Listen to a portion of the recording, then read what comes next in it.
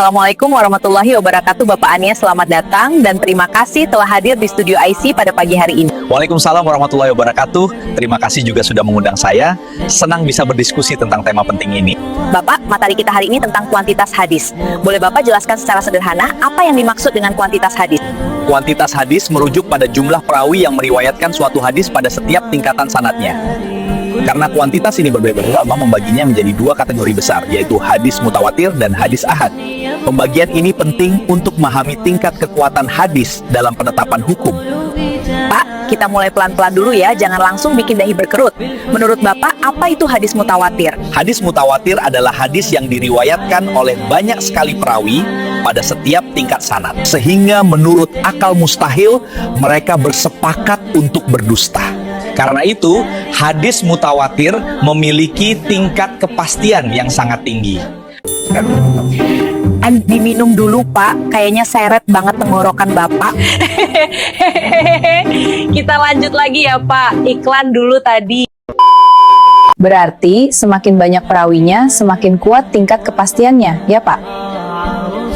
Betul sekali, dan itulah sebabnya hadis mutawatir dijadikan sumber hukum yang sangat kuat dalam Islam. Nah, kalau yang ini gimana Pak? Selanjutnya, apa sih yang dimaksud dengan hadis ahad?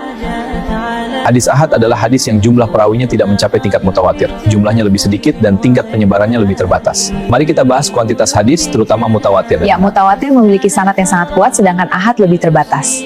Singkatnya, hadis ahad itu perawinya sedikit, jadi nggak seramai hadis mutawatir. Apakah itu berarti hadis ahad tidak valid, Pak? Tidak begitu. Hadis ahad tetap bisa dijadikan rujukan hukum selama memenuhi syarat sahih. Hanya saja, tingkat kepastian atau qat'inya tidak setinggi mutawatir. Kalau ditarik ke praktiknya, Pak, pembahasan ini jadi menarik. Bagaimana relevansi kuantitas hadis dalam praktik hukum Islam? Itu pertanyaan yang sangat penting. Mengapa pemahaman tentang kuantitas hadis penting dalam penyusunan hukum Islam, Pak? Sebab kuantitas perawi memengaruhi derajat kepastian suatu hadis. Dalam penetapan hukum yang sangat sensitif, misalnya hukum syariat, ibadah, atau masalah sosial, ulama biasanya memprioritaskan hadis dengan tingkat kepastian paling kuat. Setelah memahami perbedaan mutawatir dan ahad, serta relevansinya dalam hukum Islam, mari kita lihat bagaimana keduanya dipahami dalam praktik dan kajian ulama. Kalau melihat kekuatannya yang sangat tinggi, apakah hadis mutawatir jumlahnya juga banyak dalam kitab-kitab hadis, Pak? Menariknya, tidak terlalu banyak. Hadis mutawatir justru jumlahnya terbatas. Tetapi meskipun jumlahnya sedikit, kedudukannya sangat kuat karena tingkat kepastiannya sangat tinggi. Berarti dalam hal ini, kekuatan hadis tidak diukur dari banyaknya teks, tapi dari kekuatan periwayatannya ya, Pak? Betul sekali. Yang dinilai utama adalah kejujuran dan kesinambungan periwayatan, bukan sekadar jumlah hadisnya. Agar lebih mudah dipahami, bisakah Bapak memberi contoh hadis mutawatir yang sering kita dengar? Salah satu contoh yang paling dikenal adalah hadis tentang larangan berdusta atas nama Nabi Muhammad SAW. Hadis ini diriwayatkan oleh banyak sahabat dan perawi setelahnya, sehingga mencapai derajat mutawatir. Dengan begitu, pesan yang disampaikan dalam hadis tersebut memiliki kekuatan yang sangat kuat ya Pak? Iya, karena kepastiannya tinggi, pesan moral dan hukumnya pun tidak diragukan. Kalau hadis ahad, apakah justru lebih sering kita temui dalam pembahasan ibadah sehari-hari? Benar. Sebagian besar penjelasan teknis ibadah, seperti tata cara syalat dan puasa, bersumber dari hadis ahad yang sahih. Berarti meskipun tidak mutawatir, hadis ahad tetap sangat penting ya Pak? Sangat penting. Selama memenuhi syarat kesyahihan, hadis ahad menjadi pedoman utama dalam praktik keagamaan umat Islam. Bagaimana sikap para ulama ketika menilai hadis ahad yang kualitasnya beragam, Pak? Ulama menelitinya dengan sangat hati-hati. Sanad dan matanya dikaji secara mendalam. Jika memenuhi syarat, diamalkan. Jika tidak, maka ditinggalkan atau dikaji ulang. Ini menunjukkan bahwa Islam sangat menjunjung tinggi sikap kritis ya Pak? Betul. Sikap kritis ini justru menjaga kemurnian ajaran Islam. Apakah pemahaman tentang mutawatir dan ahad bisa membantu kita menyikapi perbedaan pendapat di tengah masyarakat, Pak? Sangat membantu. Dengan memahami tingkat kekuatan hadis, kita bisa lebih bijak dan toleran terhadap perbedaan pendapat yang muncul.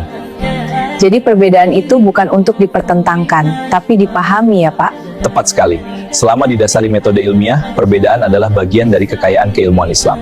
Pak, di masyarakat kadang ada anggapan bahwa hadis ahad itu kurang penting dibandingkan mutawatir. Bagaimana Bapak melihat hal ini? Ini salah satu kesalahpahaman yang cukup sering terjadi. Hadis ahad bukan berarti lemah atau bisa diabaikan. Selama hadis tersebut sahih, maka tetap menjadi hujjah dan diamalkan oleh para ulama.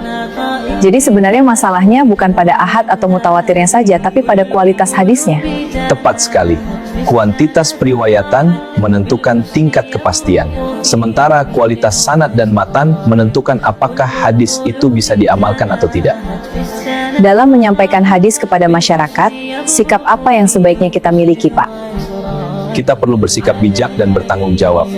Tidak semua hadis disampaikan tanpa penjelasan. Penting juga menjelaskan konteks dan derajat hadis agar tidak terjadi kesalahpahaman. Berarti memahami ilmu hadis juga membantu kita berdakwah dengan lebih tepat, Pak. Betul. Dakwah yang baik itu berbasis ilmu, bukan hanya semangat. Terakhir sebelum kita tutup, apa relevansi pembahasan mutawatir dan ahad bagi mahasiswa dan generasi muda saat ini, Pak? Pembahasan ini melatih cara berpikir kritis dan ilmiah. Generasi muda diajak untuk tidak mudah menerima informasi agama tanpa dasar yang jelas, serta belajar menghargai perbedaan pandangan. Masya Allah, menyala Pak Anies. Jadi ini bukan hanya soal ilmu hadis, tapi juga soal cara bersikap dalam beragama, Pak. Benar sekali, ilmu hadis membentuk kedewasaan dalam berpikir dan bersikap. Baik Bapak, obrolan kita hari ini rasanya serius, tapi serius yang bikin nagih ya. Kayak ngopi tapi kopinya nggak pahit. Betul, ilmu memang seharusnya terasa ringan, tapi tetap bermakna.